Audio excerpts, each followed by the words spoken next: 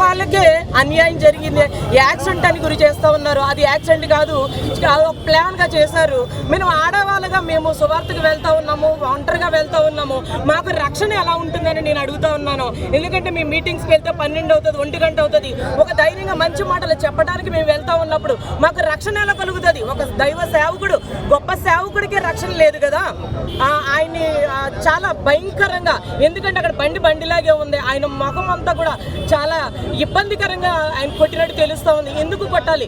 ఆయన ఒక మంచి మాటలు చెప్పవాళ్ళ ఆయన్ని ఆ రీతిగా చేసి ఉన్నారు. మాకు న్యాయం జరగాలి, సేవకులందరికీ, పాస్టర్లందరికీ, క్రైస్తవులందరికీ కూడా న్యాయం జరగాలి. ఇది మత మార్పిడి కానే కాదు, ఒక మంచి మార్గంలోనికి మేమందరం వెళ్తూ ఉన్నాము.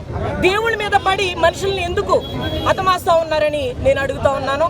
ఎవరైతే గవర్నమెంట్ వర్క్ చేస్తూ ఉందో వాళ్ళందరినీ కూడా, ఎవరైనా సరే ఈ యొక్క మాటను మీరు అందరినీ దృష్టిలో పెట్టుకుని, సేవకులకి ఎటువంటి అన్యాయం జరగకూడదు, పాస్టర్లకి, పాస్టర్స్కి, వారి బిడ్డలకి, వారి కుటుంబాలకి ఎటువంటి అన్యాయం జరగకూడదని నా యొక్క విన్నపము.